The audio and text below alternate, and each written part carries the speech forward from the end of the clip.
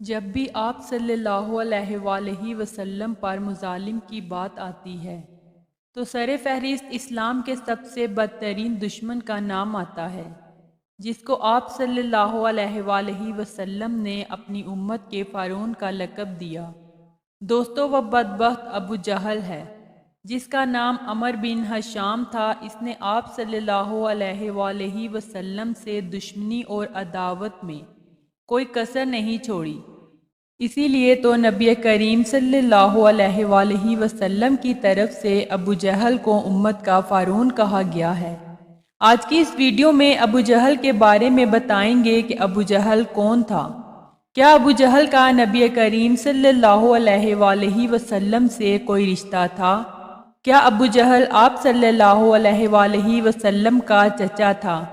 ابو جہل نے مسلمانوں اور نبی کریم صلی اللہ علیہ وآلہ وسلم پر کیسے کیسے ظلم کیے تھے۔ ابو جہل اور تاجر کا قصہ کیا ہے، تمام تر تفصیلات سے آپ کو آگاہ کریں گے، اور پھر غزوہ بدر میں ابو جہل کے کردار کے بارے میں بتانے کے ساتھ ساتھ ابو جہل کے عبرتناک انجام کے بارے میں بھی بتائیں گے، اور مرتے وقت ابو جہل کے تکبرانہ الفاظ کیا تھے۔ یہ سب کچھ آج کی اس ویڈیو میں بتائیں گے، لہٰذا آپ سے گزارش ہے کہ ویڈیو کو اینڈ تک لازمی دیکھیے گا۔ اس بات میں کسی شک کی گنجائش نہیں کہ ابو جہل اسلام کا سب سے بڑا دشمن تھا۔ اس نے نہ صرف رسول اکرم صلی اللہ علیہ وآلہ وسلم کو سخت ایذائیں دی، بلکہ ہر اس شخص پر اس نے ظلم کیا جو اسلام قبول کر لیتا تھا۔ ابو جہل کی اسلام دشمنی اور رسول دشمنی میں سے چند واقعات بیان کرتے ہیں۔ کہتے ہیں کہ ایک دفعہ حضرت محمد صلی اللہ علیہ وآلہ وسلم ذوالمجاز کے بازار میں دعوت اسلام کے لیے تشریف لے گئے اور لوگوں کو کلمہ حق کی دعوت دی، تو ابو جہل آپ صلی اللہ علیہ وآلہ وسلم پر دھول اڑاتا جاتا، کہتا تھا کہ اے لوگو، اس کے فریب میں نہ آنا، یہ چاہتا ہے کہ تم لات و عزیٰ کی عبادت چھوڑ دو۔ روایات بتاتی ہیں کہ آپ صلی اللہ علیہ وآلہ وسلم جہاں جہاں جاتے تو ابو جہل آپ صلی اللہ علیہ وآلہ وسلم کے پیچھے پیچھے جاتا اور لوگوں کو آپ صلی اللہ علیہ وآلہ وسلم کی بات سننے اور ماننے سے منع کرتا تھا۔ آپ صلی اللہ علیہ وآلہ وسلم کو جادوگر اور کاہن کہا کرتا تھا۔ اس نے نہ صرف آپ صلی اللہ علیہ وآلہ وسلم کی دعوت کو ٹھکرایا، بلکہ ہر طرح سے آپ صلی اللہ علیہ وآلہ وسلم کو تنگ کرنے کی کوششیں بھی کی۔ روایات میں آتا ہے کہ ایک دفعہ نبی کریم صلی اللہ علیہ وآلہ وسلم کعبہ شریف کے پاس نماز ادا کر رہے تھے۔ ابو جہل اور اس کے ساتھی وہاں بیٹھے تھے۔ انہوں نے آپس میں ایک دوسرے سے کہا کہ تم میں سے کون ہے جو اونٹ کی اوجری لائے اور جب محمد صلی اللہ علیہ وآلہ وسلم سجدے میں جائیں تو وہ اسے ان کی پشت مبارک پر رکھ دے۔ عقبہ بن ابی معیط جو اتنا بدبخت تھا وہاں سے اٹھا اور اوجری لے کر آیا، پھر وہ آپ صلی اللہ علیہ وآلہ وسلم کے سجدہ کرنے کا انتظار کرنے لگا۔ جب آپ صلی اللہ علیہ وآلہ وسلم سجدے میں جھکے تو اس ملعون نے اوجری کو آپ صلی اللہ علیہ وآلہ وسلم کے کندھوں پر رکھ دیا۔ آپ صلی اللہ علیہ وآلہ وسلم اس کے بوجھ کی وجہ سے اٹھ نہیں پا رہے تھے، سجدے کی ہی حالت میں پریشان تھے۔ دوسری طرف ابو جہل اور اس کے ساتھی کہکے لگا کر ہنسنے لگے۔ حضرت عبداللہ بن مسعود یہ سب دیکھ رہے تھے، مگر اپنی کمزوری اور ان ظالموں کے خوف سے رسول خدا صلی اللہ علیہ وآلہ وسلم کا دفاع کرنے سے عاجز تھے۔ پھر آپ صلی اللہ علیہ وآلہ وسلم کی لہتے جگر حضرت فاطمہ رضی اللہ تعالی عنہا آئی اور آپ صلی اللہ علیہ وآلہ وسلم کی پشت مبارک سے اوجری کو ہٹایا۔ حضرت عبداللہ بن مسعود رضی اللہ تعالی عنہ فرماتے ہیں کہ خدا کی قسم، میں نے ان سب کافروں کو جنگ بدر کے دن دیکھا کہ ان کی لاشیں زمین پر پڑی ہوئی تھی، پھر ان سب کفار کی لاشوں کو گھسیٹ کر ایک گھڑے میں ڈال دیا گیا، اور حضور نبی کریم صلی اللہ علیہ وآلہ وسلم نے فرمایا کہ ان گھڑے والوں پر خدا کی لعنت ہو۔ غزوہ بدر میں ابو جہل نے کیا کردار ادا کیا اور پھر اس کا کیا انجام ہوا، اس کا ذکر تفصیل سے آگے چل کر بیان کریں گے۔ پہلے بات کرتے ہیں کہ اس بدبخت نے کس طرح نبی کریم صلی اللہ علیہ وآلہ وسلم کو تکالیف پہنچائیں۔ قریش مکہ میں، جن میں ابو جہل بھی شامل ہے، انہوں نے آپ صلی اللہ علیہ وآلہ وسلم کو اور مسلمانوں کو تکالیف پہنچانے میں کوئی کسر نہیں چھوڑی، بلکہ ابو جہل نے تو آپ صلی اللہ علیہ وآلہ وسلم کو قتل کرنے کی بھی کئی بار منصوبے بنائے۔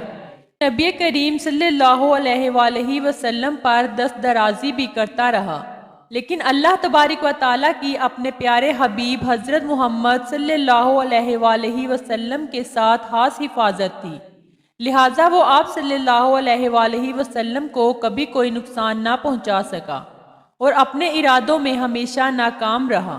کہتے ہیں کہ ایک دن ابو جہل نے قریش کے لوگوں سے مخاطب ہو کر کہا کہ محمد ہمارے معبودوں کے عیب نکالتا ہے، ہمارے آباء و اجداد اور معبودوں کی توہین کرتا ہے۔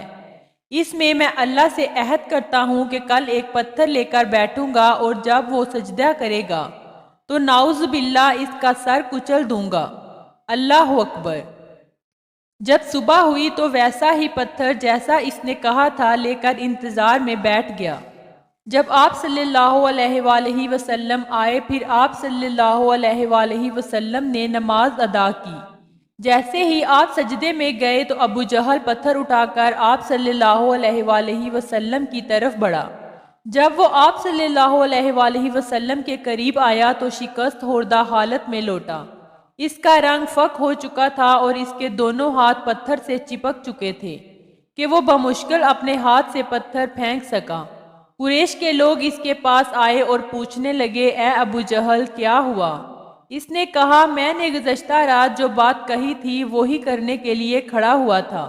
جب میں ان کے قریب پہنچا تو ایک اونٹ آڑے آ گیا۔ خدا کی قسم میں نے کبھی بھی ایسا اونٹ نہیں دیکھا، وہ مجھے کھانا چاہ رہا تھا۔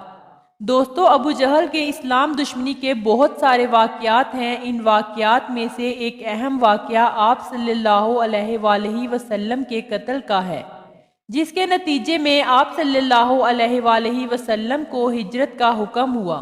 یاد رہے کہ نبی کریم صلی اللہ علیہ وآلہ وسلم اپنے صحابہ کرام کو اور مکہ کے لوگوں کو ظلم و ستم میں اس طرح دیکھ رہے تھے جو ناقابل برداشت تھا، لہٰذا ان کو مدینہ منورہ ہجرت کرنے کی اجازت دے دی، سوائے رفیق غار حضرت ابوبکر صدیق رضی اللہ تعالیٰ عنہ کے، کیونکہ آپ صلی اللہ علیہ وآلہ وسلم کے چچا ابو طالب بھی وفات پا چکے تھے اور قریش شدید غصے میں تھے کہ کب تک ہم اس شخص کو برداشت کریں اور وہ ہمارے معبودوں اور آباء و اجداد کی توہین کرتا رہے۔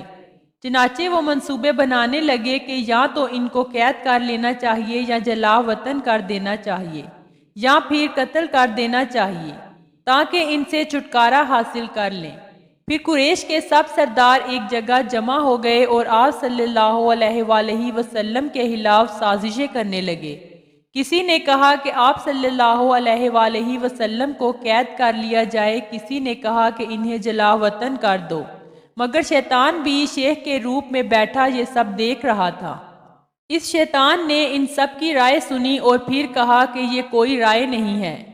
ابو جہل بن ہشام نے یہ رائے پیش کی کہ ہم ہر قبیلے کے ایک ایک نوجوان کو منتخب کریں، ہر ایک نوجوان کو ایک تیز تلوار دیں، وہ سب کے سب ایک ہی ضرب سے ان کو قتل کر دیں۔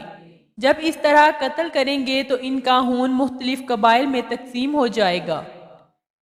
پھر میں نہیں سمجھتا کہ بنو ہاشم سارے قریش سے جنگ کریں گے۔ اس ساری صورتحال کا بنو ہاشم مشاہدہ کریں گے تو دیت لینے پر راضی ہو جائیں گے، پھر ہم ان کو دیت دے دیں گے۔ نجدی شیخ کی صورت میں بیٹھے اس ابلیس نے کہا کہ بات تو یہ ہے جو اس آدمی نے کہی اور اس رائے کے بعد کوئی رائے نہیں، لہٰذا سارے اس کام پر تیار ہو گئے۔ کہتے ہیں کہ رسول اکرم صلی اللہ علیہ وآلہ وسلم کو اور کسی مسلمان کو اس منصوبے کا علم تک نہیں تھا۔ جبرائیل علیہ السلام آپ صلی اللہ علیہ وآلہ وسلم کے پاس آئے اور کہا، آپ صلی اللہ علیہ وآلہ وسلم اپنے جس بستر پر رات گزارتے ہیں اس پر رات نہ گزاریں۔ جب رات تاریک ہوئی تو سب کے سب قتل کے ارادے سے آپ صلی اللہ علیہ وآلہ وسلم کا انتظار کر رہے تھے۔ کہ آپ صلی اللہ علیہ وآلہ وسلم کب سوتے ہیں تاکہ وہ آپ پر ٹوٹ پڑیں۔ رسول خدا صلی اللہ علیہ وآلہ وسلم نے حضرت علی رضی اللہ تعالیٰ عنہ سے فرمایا کہ میرے بستر پر لیٹ کر میری اس حضرمی ہری چادر کو اوڑھ کر سو جاؤ، کوئی ناپسندیدہ عمل تمہیں پیش نہیں آئے گا۔ جب رسول خدا صلی اللہ علیہ وآلہ وسلم سوتے تھے تو اسی چادر میں سوتے تھے۔